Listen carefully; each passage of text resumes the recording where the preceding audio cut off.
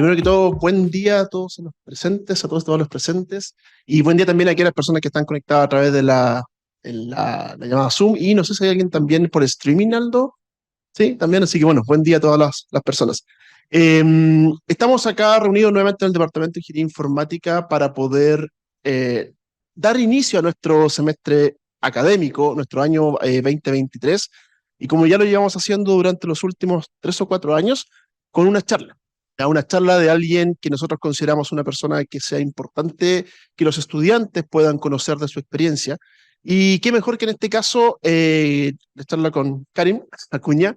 Karin es un ex estudiante también de nosotros, no es una ex miembro del DIF, porque acuérdense, como les dije a todos, una vez que entran al DIF se mantienen acá por siempre, ¿ya? Se titulan y todo. Bueno, Karin estudió la carrera de Ingeniería Civil en Informática, entró con Cristóbal, que está entrando ahí, muy bien, para aquellos que no conocen a Cristóbal, coordinador TI, que está acá. Así es que, bueno, ella ha tenido una carrera bastante interesante, pero no solamente eso, sino que además siempre ha tenido la disponibilidad de apoyar al departamento cada vez que se le ha requerido, no solo para charlas, sino que en procesos de diseño curricular, lo cual habla muy bien del espíritu que siempre tenemos nosotros como miembros de este departamento. Así que todos aquellos que están ahora como estudiantes, así queremos que, por favor, nos comportemos en el futuro. Bueno, Karin tuvo primero experiencias de trabajo en Telefónica, en Equifax primero. Partimos con Equifax, ¿verdad? En Equifax, esa, la clásica Equifax. Cuando estaba recién llegando Equifax. Exactamente. Bueno, ahí después Telefónica, entiendo. Experience. Bien, excelente. Y de ahí nos pasamos ahora a Falabella, donde está, ¿cuál? Con la TAM. La TAM Airlines, tiene razón. La TAM Airlines, ahí estuviste poquito tiempo. Un año. Un año. Para un informático, un año a veces es toda una vida. Especialmente hoy en día. Y ahora llevas ya casi 5 años. 5 años en Falabella. En el grupo Falabella, igual me movió dentro del grupo. Perfecto. Grupo Falabella. Y bueno, la experiencia que ha recogido Karim es muy, creemos que es muy buena que ustedes la conozcan y que nos cuente un poco de qué es lo que está haciendo ahora y cómo la tecnología nos afecta, especialmente dentro de nosotros. Así Sí. que Karim, nuevamente muchas gracias por estar acá con nosotros y te dejo acá No, el gracias, podio. profe. Yo feliz de estar acá siempre que lo quieran. Bueno, profe, contó mi historia perfecto. Entré con Cristóbal el mismo día, me acuerdo, nos mechonearon juntos, estuvimos ahí en la fila. Eh, y creo que es primera vez que entro a esta sala. Primera vez en la historia de mi vida que entro a esta sala. Bueno, yo vengo a contarles un poco cuando estaba pensando en qué charlas preparar. Traté de ponerme con sus zapatos, como cuando yo empecé esta carrera en realidad no se sabía mucho de para lo que éramos teoría, y siento que fui afortunado de vivir la evolución del rol de tecnología dentro de la sociedad chilena, a ponerlo como en un contexto así mucho más pequeño. Pese a que el mundo estaba cambiando, cuando yo elegí informática en realidad no sabía muy bien qué iba a hacer. Y tampoco conocía esto, como lo que les voy a presentar ahora. Y siento que si lo hubiera conocido, tal vez hubiera direccionado mi formación de otra manera. Igual uno siempre tiene que ser agradecido de la vida, de las oportunidades que uno lo deja, pero siento que hay muchas habilidades acá que yo les puedo compartir ahora que les van a servir mucho para tener éxito en la carrera, ¿ya? Independiente de lo que quieran hacer. Y también es un poco contarles la historia de cómo ha cambiado el mundo. Muchas veces uno se encierra mucho en su realidad y se olvida de parar la oreja a ver qué está pasando afuera. Y no sé si ustedes saben, pero el mundo ha cambiado bastante desde que se inventó la mecanización en Inglaterra en el año 1700, eh, hasta hoy en día que ya tenemos inteligencia artificial en un computador, en un celular, etcétera. Yo me acuerdo cuando empecé a estudiar en el DIM, habían como dos compañeros con notebook, ¿sí? Ese era como el estándar. Hoy en día yo creo que todos ustedes entran y ya tienen todos su notebook y entran a las clases y pueden tener un computador. Solo nos tocaba pedir horas en los laboratorios, o sea, era otro mundo totalmente diferente. Entonces eso ha sido gracias a esto. Ha sido gracias a que la humanidad ha avanzado y ha logrado usar la energía más eficientemente. Antiguamente la energía se transportaba por carbón, en agua, sacaban carbón de una mina, lo llevaban a una hoguera, le echaban agua y con ese vapor movían máquinas. Ese era el movimiento energético en esa época, 1700, y fue una revolución, o sea, cambió el mundo, la industria de vapor. Después obviamente inventaron la electricidad, y al inventar la electricidad también cambiaron la forma en cómo se alimentaba energéticamente el mundo. Y después fuimos complejizando la segunda, la tercera revolución industrial, ya llegaron el mundo digital. ¿Qué significa lo digital? Antes lo que ustedes tenían que hacerlo a mano, ahora lo pueden automatizar. Y esto cambió también el mundo, la tercera revolución industrial. Hoy en día, los grandes países, las grandes potencias mundiales son porque han dominado esto, la automatización. Si ustedes se imaginan qué es lo que se está peleando hoy en día en el mundo, estamos pasando de pelearnos petróleo, que era como lo que estaba aquí, a empezar a pelearnos los chips, los microchips, porque es lo que alimenta acá. Y en unos 5 o 10 años más nos vamos a empezar a pelear data scientists, modelos de inteligencia artificial, cuando ya el siguiente quiebre tecnológico emerja. Chile, para que se hagan una idea, aún nuestras principales industrias están como por acá. Tenemos pocas industrias que hacen efecto a esto. Hay muy pocas empresas que estén totalmente digitalizadas, etcétera. ¿Y en qué se traduce esto en la práctica? ¿Para qué es todo esto? ¿Para qué la humanidad ha avanzado? Es simplemente para hacer más con menos. ¿Ya? Este es un gráfico. Yo soy bien data driven para mis presentaciones, así que cualquier dato que no entienda, como somos pocos, aprovechemos y me preguntan. Este es un gráfico súper interesante, que es el Standard Poor's 500, que es un índice bursátil que agrupa las 500 empresas más grandes de Estados Unidos. ¿Ya? Las 500 empresas más grandes de Estados Unidos. Si calculan cuánta gente es necesaria para producir $1.000.000 por cada empresa, pueden calcular un promedio histórico desde el 1990 casi hasta el 2020. Y si se fijan, en 1990 aprox necesitábamos 6 personas para producir $1.000.000 por empresa. Hoy en día necesitamos 2. Eso es una baja bien grande. ¿Gracias a qué ocurrió esto? Principalmente a 2 factores. Que del Standard Poor's salieron empresas poco eficientes, ya eso es obvio. Y lo segundo es que las empresas que se quedaron es porque lograron eficientar sus procesos y ganar más con menos gente y por ende ponerle más tecnología a los procesos. Entonces aquí empezaron a emerger los Google, los Facebook, los WhatsApp, etc. ¿No? Toda esta revolución industrial es simplemente para tener más con menos. ¿Ya? Entonces, ¿cómo se ve ahora un país desarrollado a nivel de talento? ¿Cómo se ve el mundo desarrollado al que nosotros como país en vías de desarrollo aspiramos? En Chile hoy en día hay 9 millones de personas en la fuerza laboral, ¿ya? Más o menos. UK tiene aproximadamente 15, 20 millones de fuerza laboral. En UK el 14% de la fuerza laboral trabaja en tecnología. En Chile es muchísimo menos. Y después le voy a mostrar como datos de Latinoamérica. Aun cuando el 14% de la fuerza laboral de UK es en tecnología, vemos que la principal brecha de contratación en UK son roles de tecnología. Hay 2 millones de vacantes abiertas y 4.7 millones de posiciones hoy en día ocupándose. O sea, por cada 3 personas que trabajan, hay 1.5 que no se ha podido contratar. Es más o menos bien, bien rápido la calculación. ¿Cómo se ve Latinoamérica? Latinoamérica es lo que está hacia allá. Este es un estudio que se hizo el 2020 como de cantidad de desarrolladores por país. Y de alguna manera nos da luces de en qué nivel de tecnologización está el país, en qué nivel de tecnologización está la industria. Entonces, si se fijan, voy a ponerme a este lado. Obviamente hay un tema demográfico importante, en donde el país con más gente tiene más desarrolladores, ya hay una proporción más o menos orgánica. Pero si se fijan, nosotros tenemos casi la misma cantidad de Colombia y mucho más que Perú, pese a que Perú nos duplica o más que duplica en población y Colombia también. ¿Ya? Significa que Chile de alguna manera es un hub de desarrollo importante. Y si miran también a Uruguay, también. O sea, Uruguay tiene una población que equivale a menos de, no sé, 3 comunas de Santiago y tiene casi un cuarto de developers. Pero cuando salimos de Latinoamérica y nos comparamos con países desarrollados, miren lo que pasa en países comparables a Chile, que no son países muy grandes en población. Israel, Singapur y Rumania. Israel tiene 400.000 desarrolladores. Y es un país chiquitísimo. Israel debe tener menos de 6 millones de habitantes. Singapur es prácticamente un balneario. Tiene 200.000 desarrolladores. O sea, Singapur y México andan como en la misma cantidad de talento tecnológico, pese a que Singapur es un pantano casi. Y Rumania, que es un país que está en Europa eh, bien chiquitito, es de los países más pobres de Europa, aún así tienen ya 100.000 developers. No, si los comparamos por PIB per cápita, no estamos tan lejos con Rumania, Chile. Pero si lo vemos como en dónde está la economía, sí, estamos al 60%. Entonces, ¿por qué ocurre esto? ¿Por qué ocurre que Chile tenga menos desarrolladores que un Rumania? ¿Por qué Israel tiene tanto? Porque simplemente sus cordones productivos son diferentes, ¿ya? Y es por esto. Eh, Esta es una consecuencia de la evolución de los cordones industriales en un país, ¿ya? Póngase usted en los zapatos de un empresario chileno.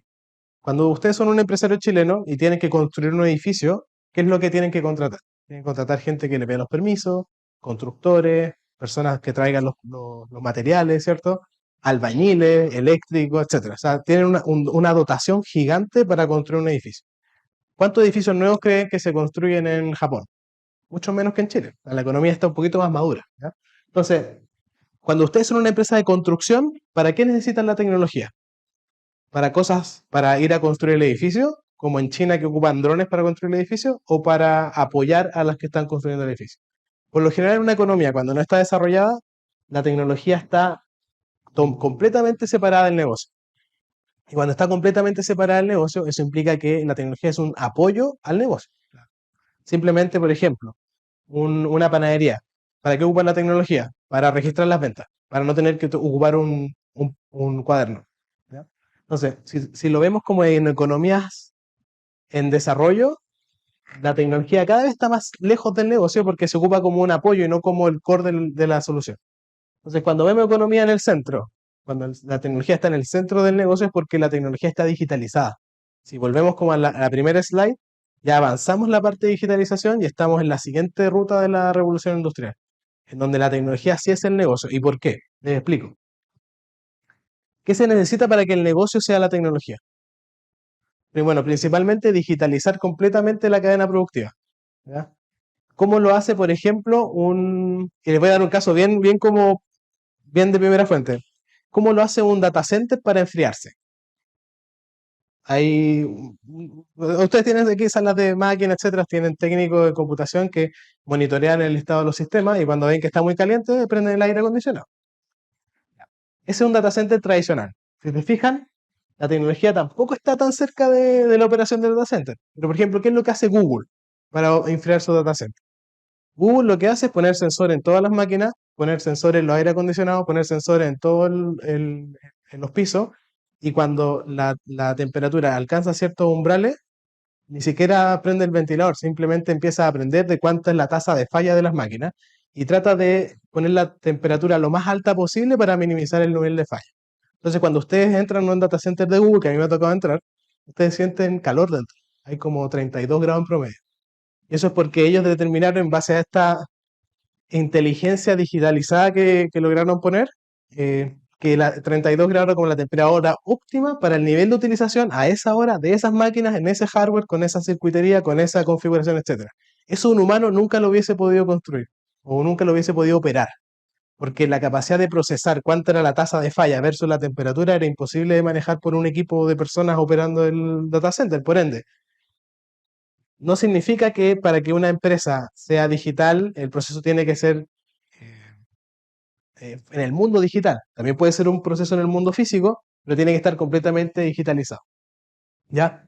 Entonces, bueno, y con esto obviamente Google se ahorra millones y millones de dólares en energía para operar data center y por esa razón Google es la única empresa de las grandes nubes que es carbono neutral. De otra forma no podría, ¿ya? Amazon, Microsoft gastan el doble en refrigeración de sus data centers porque tienen un approach un poquito más tradicional, ¿ya? Y lo mismo pasa en todos los mundos productivos. Por ejemplo, en Codelco. Codelco, ¿dónde creen que está usted hoy en día? ¿Cuál de esas cuatro? Yo que tengo harto amigos en Codelco. Si hay alguien de Codelco, perdón, pero por usarlo de ejemplo. Miren, Codelco hace 2 años armó su área digital, ¿ya? Yo conozco a las personas que trabajan ahí. Cuando ellos partieron, estaba digital, estaba aquí, entre esta y esta. El área de TI era el área líder del negocio, era un área que soportaba la operación. Incluso el área de operaciones tenía su propia área de TI. ¿Ya?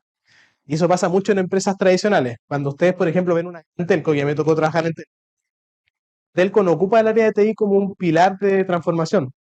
Ocupa el área de TI para operar la red. Diferente. Hay una colaboración en la ejecución. Aquí está una Telco. Codelco yo creo que está avanzando acá. Para algunas cosas puntuales, Codelco está aquí. Y para algunos experimentos o pruebas de concepto, puede que esté acá. ¿Ya? Pero la gran masa de labores en una empresa, uno la puede categorizar dentro de este mapa y decir, oye, mira, ¿qué tan avanzada maduramente está la empresa? Mira, ¿qué tan cerca está la tecnología del negocio? Cuando yo les hablo que la tecnología está cerca del negocio es porque la tecnología es parte de los diferenciadores de la empresa. Por ejemplo, ¿qué empresa está acá? ¿Me pueden dar un ejemplo? ¿Conocen alguna empresa en que el negocio esté unido con la tecnología? Una Big Tech. A la Big Tech por lo general está acá. Google está aquí. ¿Cuál es el negocio de Google? Publicidad. El 60-70% de los ingresos de Google son por publicidad. La gente de Google, ¿ustedes creen que analiza a mano los datos de cada persona para ofrecerle un banner en sitio web? No, eso no se puede hacer. Entonces ahí el core de esa capacidad de publicidad es un modelo algorítmico con ciertos parámetros que se monitorea, pero que se construyó para escalar. ¿Ya?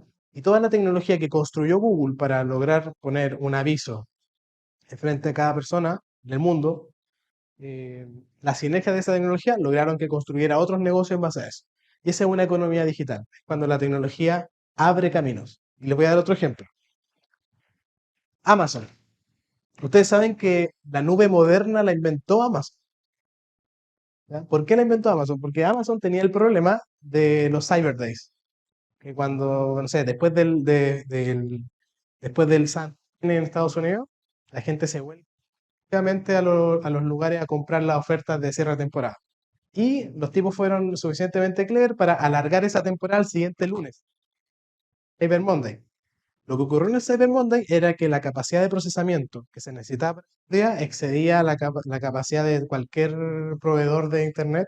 Entonces los tipos de Amazon que querían vender este Cyber Monday, contrataban múltiples proveedores de servicios informáticos para tener su sitio arriba y no perder venta.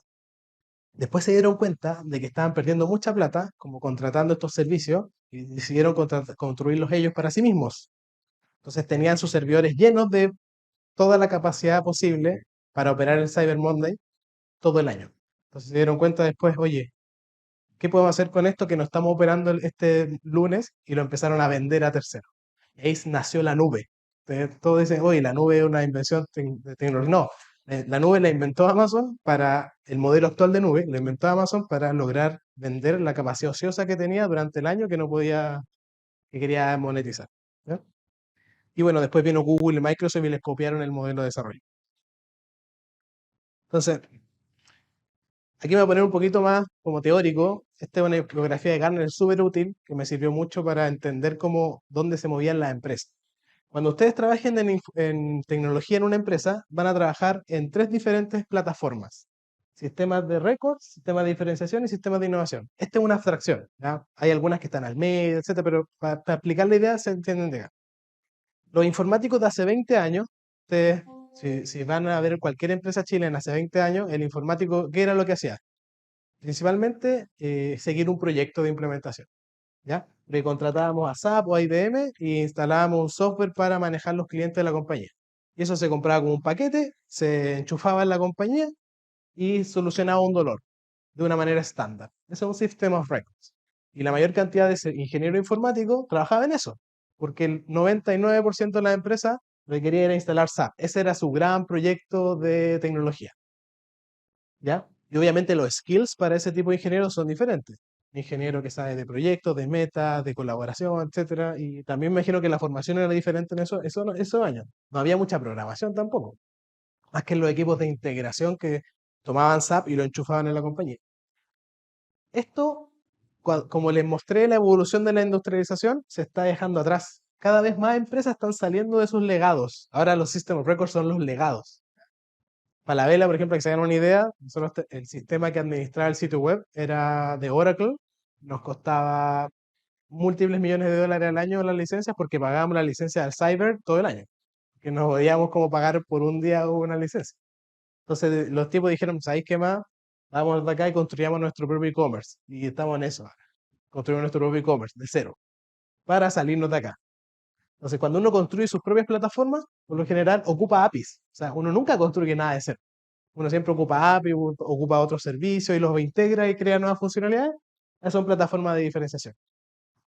Y hoy en día las que están más de moda en las economías más modernas, que todavía no tanto en Chile, son los sistemas de innovación. Todo lo que ustedes ven ahí con ChatGPT y los temas de inteligencia artificial, yo los pondría acá, pese a que igual ocupan cosas de diferenciación, pero son como cosas novedosas, nuevas ideas. Nuevas ideas que son los nuevos lugares donde está la competencia entre las empresas.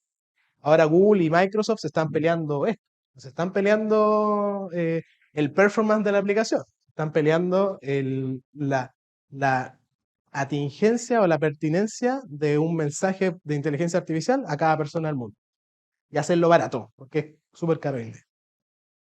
Entonces esto les sirve mucho para saber que hoy en día está cambiando el mundo. Ya ustedes cuando salgan de la universidad, muy pocas empresas van a trabajar con esto, la mayoría va a estar con esto, y esto requiere 10 veces la cantidad de desarrolladores que lo que está aquí abajo. Y esto requiere 100 veces lo que está aquí abajo. Entonces, imagínense por qué Israel tiene 400.000 desarrolladores, porque los gallos están haciendo esto.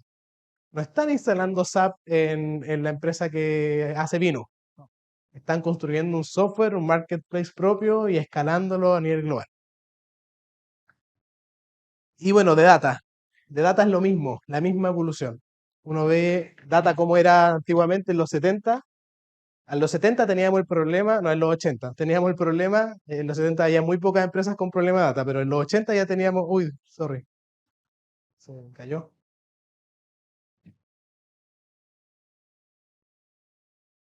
Ah, es touch.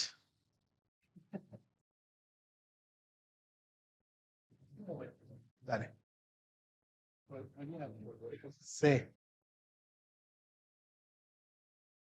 Bueno, hubieron unos genios de información que inventaron el KDD, ¿ya? Que antiguamente las bases de datos se ocupaban simplemente para manejo transaccional, o sea, para insertar nuevos registros, borrar registros y que toda esa operatoria tuviera sentido lógico en la estructura de la base de datos. O sea, nadie quería tener que estar programando lógicas para paliar una base de datos.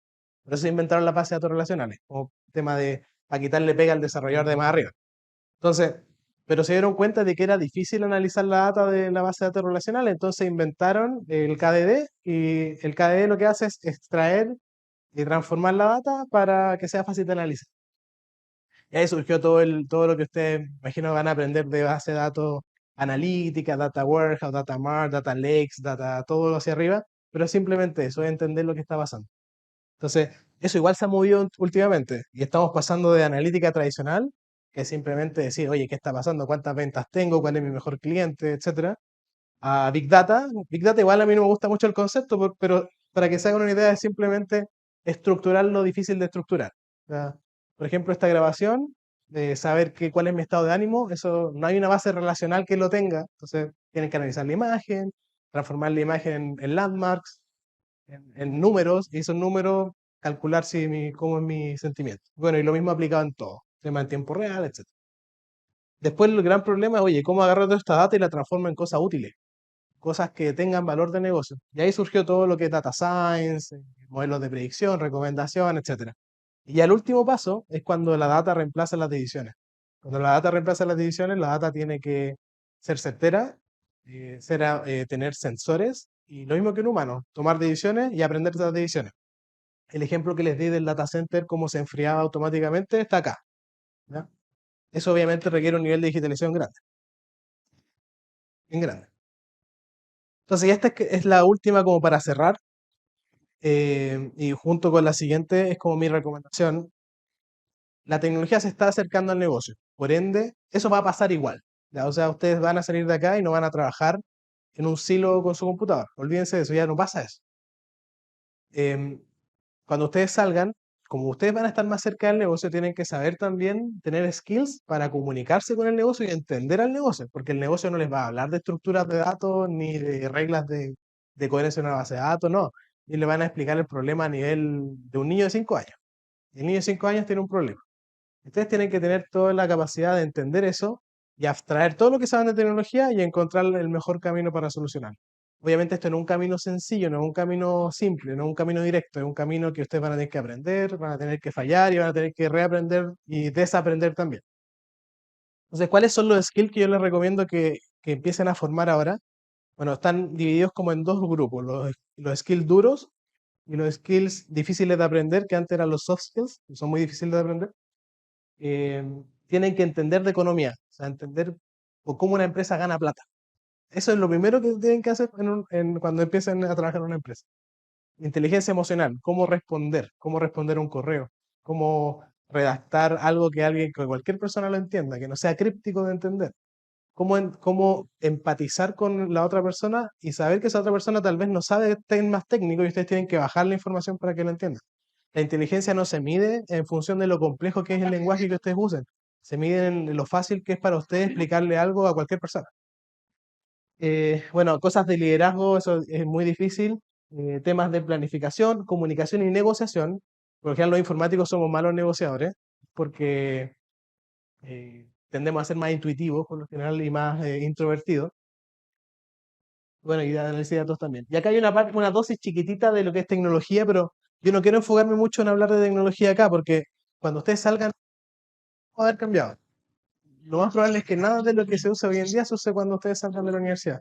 O sea, yo les traigo especialmente mi experiencia, lo que me hubiera servido y ustedes tienen que entender como el contexto en que está Chile, el contexto en que está Latinoamérica y el mundo en general, porque otra cosa que cambió con la pandemia es que ahora el talento es global. O sea, ustedes no sientan que no pueden ser uno más de esos 400.000 desarrolladores israelitas. Podrían serlo. Tienen que aprender inglés y trabajar la noche, ¿no? Porque, porque hay un uso horario diferente, pero no se corten la ala antes de salir. Eso. Pues ahora.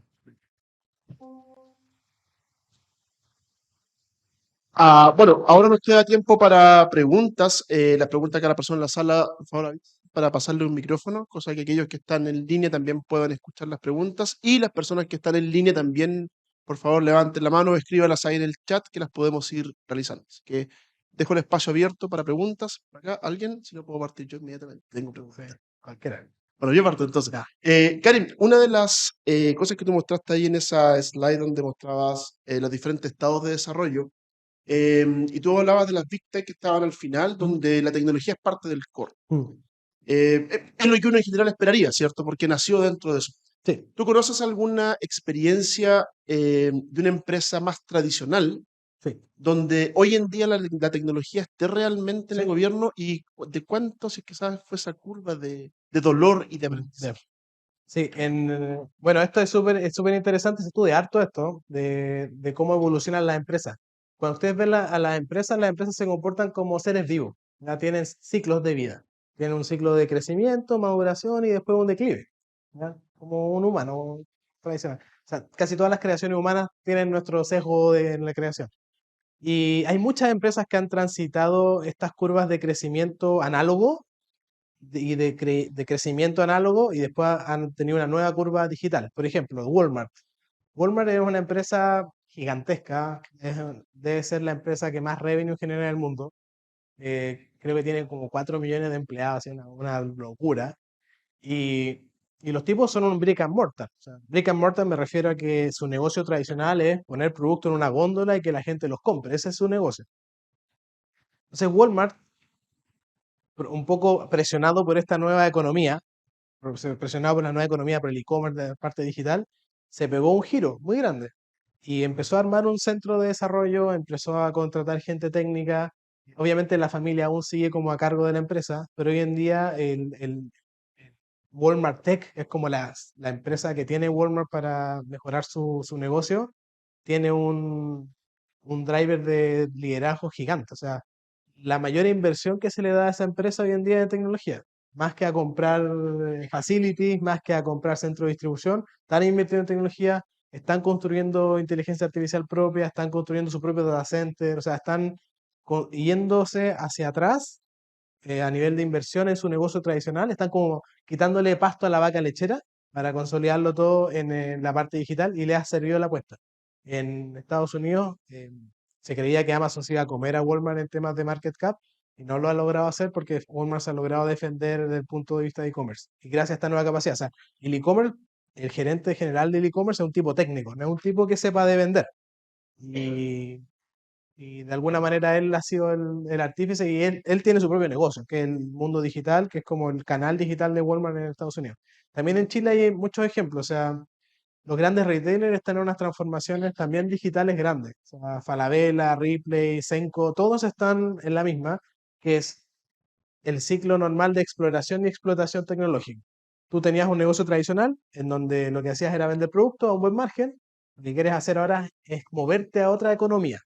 Lo que hacen los retailers es moverse a una economía de plataformas. Sé que estoy metiendo muchos conceptos al mismo tiempo, pero la economía de plataformas es desatender la cadena productiva. ¿Qué significa eso? Tú ya no eres el que vende el producto, simplemente tú eres el que contacta al que vende con el que compra. Es un modelo mucho más escalable, mucho más rentable y mucho más difícil de crecer, porque tú puedes, por ejemplo, Falabella va a China, habla con dos proveedores y tiene 500.000 productos, pero no puede hacer eso para abrir un sitio y que 500.000 personas vendan un producto. Es súper difícil el esfuerzo. Entonces, y tampoco lo puede hacer Senco y tampoco lo puede hacer Ripley, por eso esa es la siguiente pelea. Es el negocio tradicional de retail evoluciona a un mundo digital, en donde el mundo digital lo que hace es simplemente ser un Uber de productos, y es el modelo marketplace, y ahí es, obviamente la tecnología es el centro. Pero si aún estamos en el modelo tradicional antiguo, en donde yo voy con un negociador a China a comprar productos y después los vendo más caro, ahí tecnología no es el core. Ahí tecnología es simplemente un apoyo. ¿Se fijan? Para que tecnología esté en el centro también cambia el modelo de negocio. Se evoluciona. Y está pasando en todos lados. O sea, en CSU está cambiando su modelo, está licenciando cerveza, está licenciando propiedad intelectual. Las empresas de movilidad también están cambiando. O sea, todo el mundo está avanzando hacia que la tecnología sea tu diferenciación. Porque el modelo de negocio también evoluciona. No es por casualidad. ¿Ya? Muchas gracias, Karim. ¿Más consultas? ¿Alguien por acá? ¿Cristóbal? Ahí. Gracias. Que dos preguntas a propósito de lo que nos Sí. compartiste. Eh, Quizás mucho enfocándolo más en tu experiencia. Ujú. No, no hablaste mucho desde lo técnico, pero me gustaría si nos pudieras contar sobre estas habilidades blandas que te han permitido desarrollarte en la, como en tu trabajo como profesional, con todo lo que nos contaste de las empresas en las que pasaste. Pero y también un segundo punto, como que lo consideré relevante a partir de lo último que mencionaste. ¿Cómo ves tú el liderazgo que está en estos equipos técnicos de TI Claro. para liderar esta Sí, transformación digital? sí, ¿Cuántos son tan veteranos que en realidad mucho del retraso es porque esta visión está obsoleta? sí. Sí, Dale. mira, bueno, yo diría que hay tres tipos de transformaciones digitales, pero voy a ir primero a a la primera pregunta.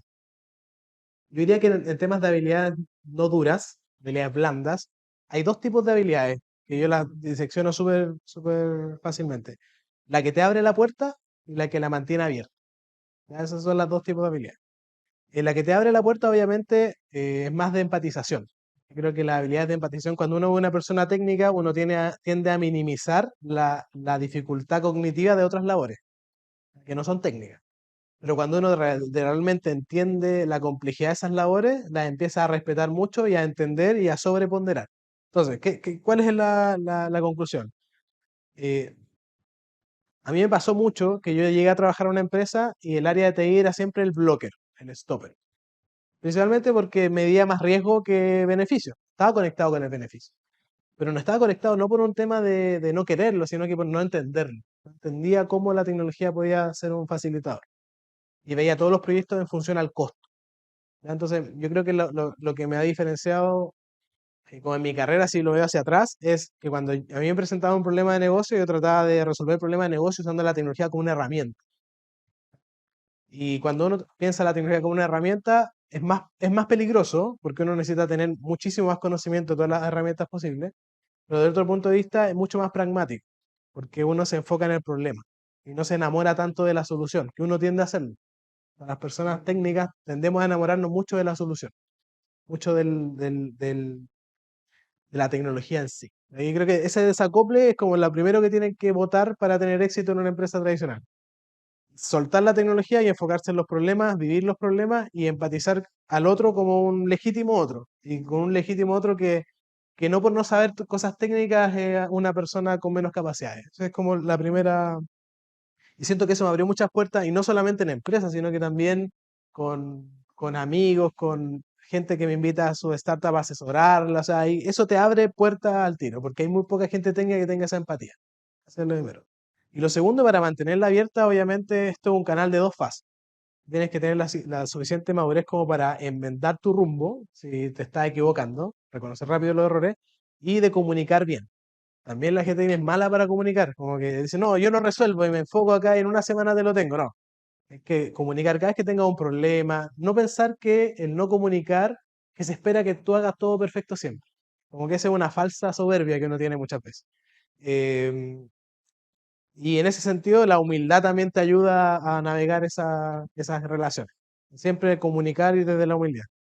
Y temas como más de que uno puede ir a desarrollar, temas de comunicación efectiva, temas de aprender los números del negocio, temas de finanzas. O sea, es muy importante, a mí me sirvió mucho como abrir la memoria anual de la empresa, entender dónde están los números, qué es lo más rentable, dónde están las pérdidas, porque eso te ayuda a hablar con el negocio de tú a tú y no pensar que tú eres el proveedor interno del negocio.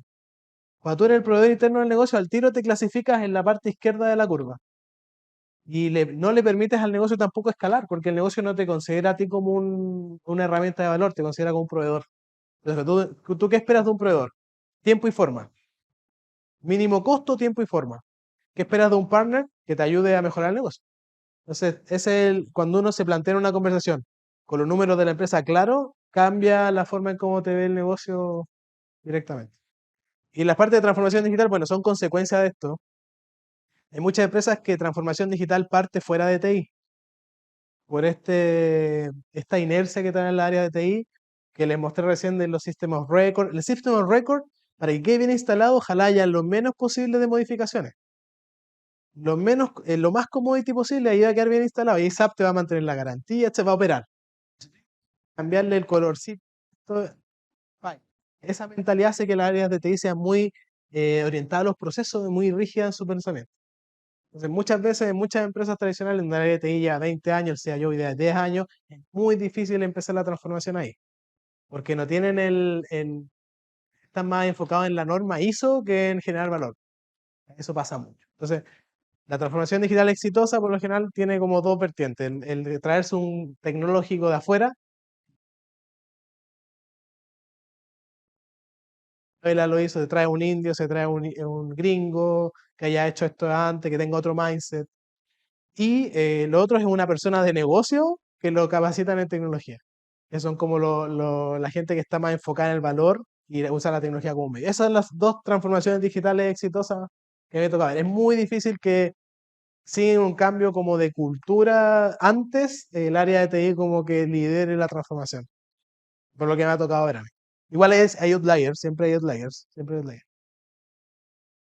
Gracias, muchas gracias, Karin. Vamos a pasar a una pregunta primero del chat y después otra pregunta acá. Bueno, Karin dice, quisiera saber la opinión de Karin con respecto a la tendencia hacia el Citizen Developer. El Citizen Developer. Sí, no sé. Sí, sí, sí, sí, ¿sí? sí. Es lo mismo que el Citizen Data Scientist, es como, bueno, para mí el Citizen Developer vive en una plataforma de innovación, ¿ya? ¿Qué significa esto? Los equipos de tecnología, entre más maduros están, más fácil le hacen la vida al developer, ¿ya? Hay una tendencia global a disminuir la carga cognitiva al developer. Eso implica que cualquier persona podría ser un gran developer, ¿ya? ¿En serio? O sea, a eso va el mundo. ¿Qué significa esto? Yo le digo a una API de inteligencia artificial, construye una aplicación con login, con esto otro, y te arma el mockup. Listo. Perfecto. Yo creo que el Citizen Developer tiene un rol dual de ayudar a la gente de negocio a entender la tecnología de sus capacidades, y segundo, a probar rápido y fácil, ¿ya? El probar rápido y fácil es súper importante cuando una organización está dispuesta a testear cosas, ¿ya? Pero tal vez no, el esfuerzo de hacerlo es muy grande. Entonces, probar rápido y fácil, un Citizen Developer va a hacer una prueba de concepto, o la prueba, etcétera, perfecto, o una startup, etcétera. El tema es que es muy difícil que el Citizen Developer sea como la gran masa crítica de desarrollo en una empresa. ¿Por qué? Porque por lo general todas estas herramientas, entre más capas de abstracción, peor el performance de la aplicación. Entonces, cuando estamos hablando de algo como de alto rendimiento en una empresa productiva, o en un sitio web que tiene muchos clientes, por lo general las cosas hechas por citizens no escalan bien, ¿ya? Pero igual es un happy problem porque eso significa que los desarrolladores como de Foundations son más necesarios. Los citizen developers acumulan deuda técnica y en algún momento se paga. Y por lo general los equipos tecnológicos en la empresa pagan esa deuda técnica y necesitan una gran masa para hacerlo. Yo creo que cada vez van a haber más citizen developers, cada vez van a haber más citizen data scientists, cada vez van a haber más startups creadas por no sé, por una dueña de casa sola que arme su startup. Y gran parte de esas startups van a fracasar rápido porque no van a escalar. Pero otras van a ser exitosas y van a lograr hacer el product market fit y después van a conseguir plata para escalar. ¿Ya? A mí me gusta acercar a la gente a la tecnología, pero ustedes como gente de tecnología tienen que saber que eso vive en un scope particular y contenido, ¿ya? Que cuando pase al scope crítico, ojalá esté un poquito más robustecido. Bueno, igual las herramientas van a avanzar y en algún momento tal vez van a ser robustas la solución. O el cómputo va a ser tan barato que de lo mismo, pero todavía no estamos ahí. Sí. Hola, gracias por la presentación. Tengo algunas preguntitas. Nosotros hemos estado con algunos colegas del departamento haciendo unas entrevistas a los egresados, distintos tipos de egresados, distintos nivel profesional o de que egresaron desde del departamento. Em, pero hace muchos años atrás me encontré contigo y dijiste algo que hasta el día de hoy lo recuerdo, así nos encontramos en la calle. Dijiste respecto de habilidades blandas que hoy en día se llaman relacionales. Básicamente dijiste, bueno, en realidad no me importa si habla muy bien, sino que incluso por WhatsApp me puedo comunicar con esa persona. Claro, O sea, eso fue algo que me dijiste y me quedó grabado. Yo pensé, ojalá lo hubiese escuchado cuando yo era junior, era chico, porque tenía muchos problemas de personalidad. Era muy tímido. Entonces, eso es un tema importante para todos los que están comenzando, que hay distintas formas de comunicarse, digamos, en este mundo. Esa es la primera pregunta. La otra, ¿cuál es tu visión al respecto? La otra pregunta es lo que estábamos más o menos hablando, que básicamente hemos hecho 3 reuniones, 4 reuniones con egresados. Al principio dijimos, no somos necesarios los ingenieros, porque uno de ellos, que tiene bastante experiencia, nos dijo, no, los bootcamp. Incluso un profesor de historia, lo tengo trabajando acá, él hizo un bootcamp y ahora está trabajando acá y aportando. Y dije, no somos necesarios los ingenieros. Pero anoche, por ejemplo, le preguntamos a estos otros egresados, unos trabajaban en Google, etcétera, en Amazon, y egresados nuestros, y dijeron, bueno, esa es la burbuja. O sea, muchos años en Estados Unidos, etcétera, no. surgió una especie de burbuja y ahora esas personas están comenzando a quedar sin trabajo, Sí, ¿cierto? Entonces, esas son las preguntas. sí, mira, la primera, claro, cuando yo hablo de habilidades de comunicación, la comunicación tiene un espectro gigante.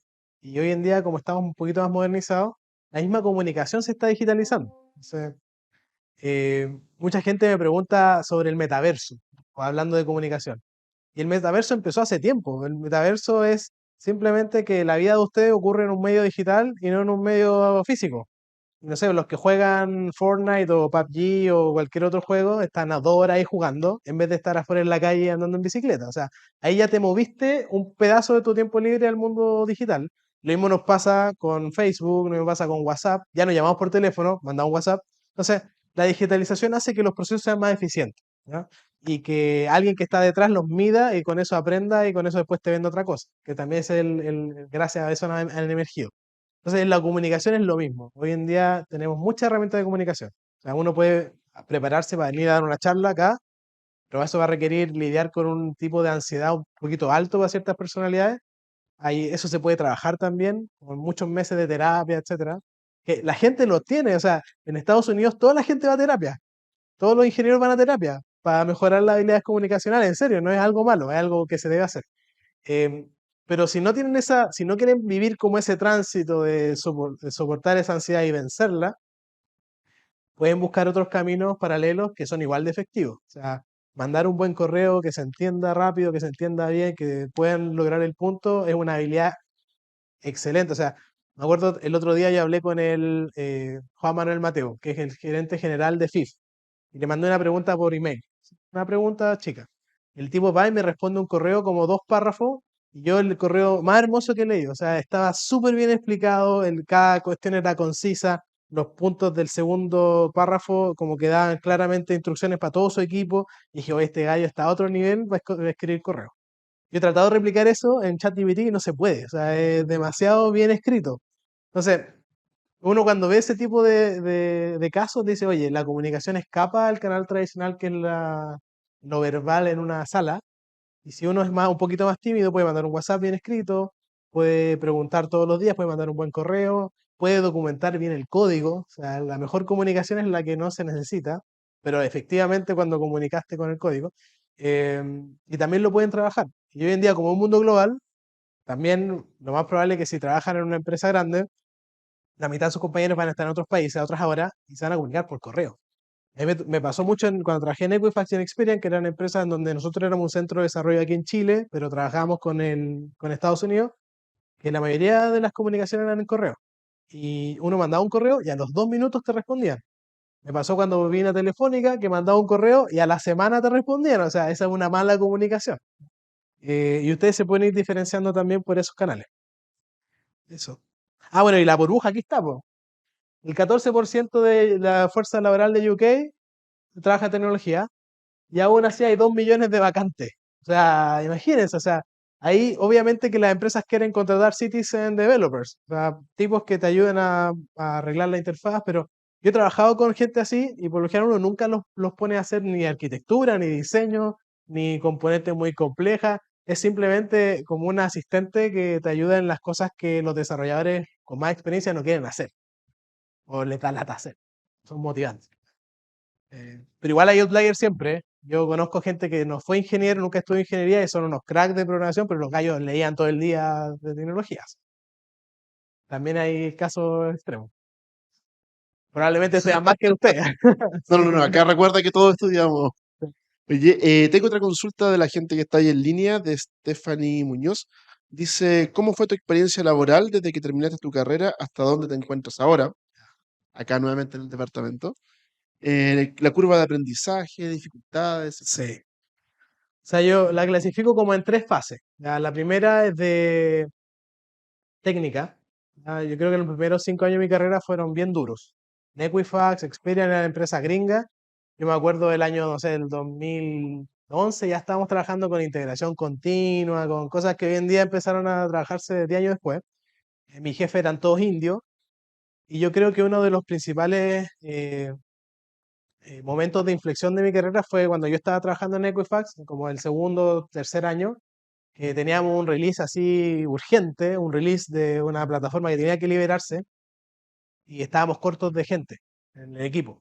Y el vicepresidente de desarrollo, que era un indio como con 40 años de experiencia, dijo, ya yo voy a hacer QA en este sprint. Y el tipo fue QA. Nos mandaba los sprints de pantalla probando la aplicación, mandando los logs del código cuando fallaba, etcétera. Y dije, oye, este gallo es un vicepresidente de una empresa transnacional a cargo de un equipo y es un QA dentro del equipo de desarrollo.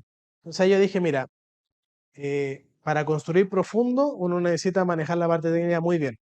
Me enfoqué los primeros 5 años de mi carrera a estudiar la técnica, tecnología. Yo quería como pararme dentro de cualquier organización y saber de lo que estaba hablando de tecnología. Que cuando hablara con el CIO, con el gerente de tecnología, etcétera, hablar de tú a tú. Eso para mí era como la primera meta de los primeros 5 años, robustecer la parte tecnológica.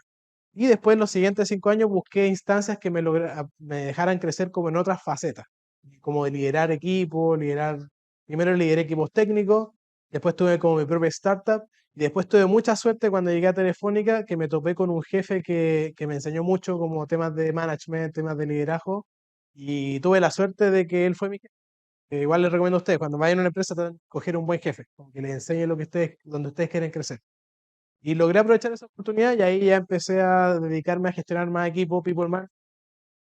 Hasta hoy yo todavía no suelto la tecnología, es algo que nunca voy a hacer. Y pese a que hoy en día, no sé, tengo 100 personas a cargo, 3 gerentes, equipo en India, equipo en Colombia, México, y aún sigo metiendo los dedos, ya porque siento que no me puedo como desconectar completamente de la tecnología. No quiero que el día de mañana mi gerente de desarrollo me diga, no, mira, este feature no va a poder hacerse porque son 3 semanas y no, hay que discutir la cuestión bien. eh, y yo creo que el mejor consejo que les puedo dar es cuando ustedes estén en una decisión como laboral, traten de rodearse donde ustedes quieren crecer. Ustedes siempre van a ser la sumatoria de las 5 personas con las que invierten más el tiempo. O sea, si ustedes se sientan al final de la fila y puro conversan todo el día, les va a ir mal en la universidad. Si ustedes tienen amigos que les guste la tecnología, sean apasionados, etcétera, van a ir creciendo con ellos. Y lo mismo en el mundo laboral. ¿Ya? Eso, yo creo que desde el punto de vista como de experiencia, yo supe aprovechar la oportunidad, ¿no? Yo siento que no me formé como para liderar equipos. Yo creo que fui haciéndome el camino mientras me agarraba la oportunidad. O sea, temas de data hace 10 años tampoco había mucho profesional. Entonces, también tuve suerte. Por ejemplo, si ustedes salen de acá aprendiendo Metaverse, cripto y todas las cosas como de moda, inteligencia artificial, lo más probable es que tengan la oportunidad de entrar rápido, pero para mantenerse y crecer ya es otro cuento. Ahí tienen que poner de su parte. Eso. ¿Alguna otra pregunta, ya sea acá o en las personas que están en línea? Pueden hacerla también por audio. ¿No hay más? Nada. ¿Karen? ¿Sí? Hola. Hola. No sé si me veo. Se escucha bien, Karen. Sí. Ah, bueno, primero que todo agradecer a Karim. Tenemos un alcance de nombres, me alegra mucho. Y segundo, una consulta. Bueno, yo trabajo en el mundo privado y tengo mucha afinidad con el mundo de los datos. Y me he topado con diferentes industrias y empresas, no las voy a mencionar, pero llama mucho la atención que hoy en día los data scientists, los data engineers, son un rol muy apetecido por las empresas, pero sin embargo cuando llegan al momento de realmente aplicar esas habilidades, te encuentras nuevamente como te... Es decir, tenemos unas organizaciones que reclaman por ciertas habilidades, pero como organización todavía no están preparadas para ser efectivamente data-driven organization, que es la tendencia que a veces está pasando mucho en las redes. Me gustaría saber cómo ha sido tu experiencia y cuál es el consejo que tú le darías a las personas que están muy entusiasmadas con el mundo de los datos, porque a más de alguno le va a pasar que va a llegar con esta intención, pero se va a encontrar con una empresa con las ganas, pero sin la estructura. Sí. Sí, bueno, ese es Muchas gracias. como, sí, gracias. Ahí me llevas como a mi mundo actual, porque ese es el gran problema que me toca resolver a mí todos los días. Yo estoy a cargo del área de data de falabella.com y he estado a cargo del área de data de Falabella Retail, he estado a cargo de la data de Telefónica, he estado a cargo de data de Latam. Y, y lo primero que me topo con la área de datos cuando yo llego es que el 80% de la pega era hacer reportes. ¿Ya? Entonces, si ustedes fijan los reportes, ¿dónde están acá los reportes? ¿Dónde están los reportes en este gráfico? ¿Están acá o están acá? Están más por acá, ¿no? Porque los reportes de alguna manera son, tomamos la realidad de la empresa, la procesamos, la enjuagamos un poquito, la limpiamos del ruido, la presentamos de una forma amena para que un humano que procesa 8 variables al mismo tiempo la pueda entender y operar funciones. A nosotros le mostramos que las ventas van así, hacia abajo. Entonces, ¿qué dice la persona? Ah, necesitamos invertir más en marketing. Esa es como la lógica. ¿Ya? Entonces, si se fijan, el área de data en una empresa ocurre lo mismo que con tecnología. Puede estar muy atrás apoyando decisiones o puede estar muy en el centro siendo la decisión. La gracia es que cuando una empresa está digitalizada, la data es el negocio. O sea, es el negocio porque o se vende la data de alguna manera directa o indirecta, como por ejemplo Equifax. Equifax es una empresa que vende data. O sea, el activo de Equifax son los datos y los vende. Solo que los monetiza de una forma un poquito más inteligente que venderlo uno a uno. ¿Ya? Lo mismo pasa a nivel de datos en una compañía tradicional en Chile o en cualquier otro lugar de Latinoamérica en donde la tecnología ha sido esto siempre, por ende data parte ahí. Por ejemplo, data parte muchas veces también en áreas de TI, porque es lo más importante hacer bien este procesamiento que ser el negocio desde data. Entonces ahí es donde eh, viene como todo este arte de traducir los problemas de negocio en problemas de data. Y después que uno logra hacer eso, que es lo más difícil, viene como la pega de realmente dónde queréis ser data driven. ¿Queréis ser data driven en todos tus procesos o partamos por los que son más críticos de cara a la compañía? Les doy un ejemplo bien fácil. Un ejemplo que no tenga compliance, LATAM Airlines. LATAM Airlines tiene 104 rutas. Una ruta es un destino, una ida y vuelta, ¿ya? LATAM tiene 104. Entonces, LATAM hace 6 años tenía un analista que era un tipo ingeniero industrial con muy buenos antecedentes académicos, un analista por cada ruta. Ya tienen 104 analistas. Donde cada analista lo que su pega era calcular las curvas de elasticidad de los precios de los asientos y definir las curvas de precio. Y hay toda una metodología para hacerlo. O sea, hay como de la A a la H, cada precio tiene su cota y cuando se van quemando las cotas va subiendo el precio. ¿Ya? Entonces, los analistas van calculando la demanda, la gente que busca el pasaje y van con eso, en base a eso, ajustando las curvas de precio. De un día para otro, sí. Ellos ven hasta hacia atrás un mes y hacia adelante empiezan a calcular rutas para todos los pasajes. Obviamente, ¿para qué ocupa la tecnología del analista? La tecnología tiene su software de optimización entera, le mete las curvas de elasticidad y calcula mediante un algoritmo, que te imagino que van a ver en algún momento, simplex, calcula el punto óptimo entre la oferta y la demanda. Entonces él ocupa ese software, genera los precios y los publica a mano en el sitio donde están los precios de la tabla. Entonces eso escala en el sentido de que hay un analista viendo todos los días los datos, analizándolos, etc. Entonces, ¿qué es lo que hicimos en ese tiempo? Empezamos a hacer un proyecto para que empezar cada vez a quitarle más pega a la lista. Cada vez más pega a la lista. Entonces, no sé si a dónde habrán llegado, pero en el mundo acá ya el analista no existe. El analista deja de tener sentido porque simplemente todos esos cálculos que él hacía están automatizados, están aprendiendo de sus errores y están reforzándose constantemente para setear los precios de los pasajes. Entonces, en vez de 104 analistas, vais a dar un buen equipo de data scientists. Entonces cambié 104 analistas por en realidad 10 personas.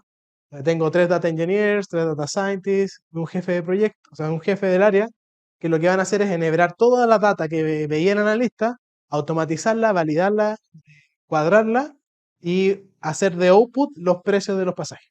¿Ya? Entonces, eso es cuando no sirve de nada hacer data driven si no tienes el proceso completamente tomado con tecnología. ¿Ya? Porque siempre va a haber un humano sensando la solución. Nos pasó en Falabella, donde le hacíamos forecast de demanda a todas las áreas de centros de distribución, para que afinaran la gente que necesitaban en su plantilla. Por ejemplo, cuando venden mucho Falabella, se necesita más gente que agarre los paquetes y los ponga en los camiones, ¿cierto? Y ahí ese número es variable y es caro. ¿Por qué es caro? Porque se contrata on demand. Es como voy y contrato gente en la calle, oye, ven, te pago 10 lucas al día, ven.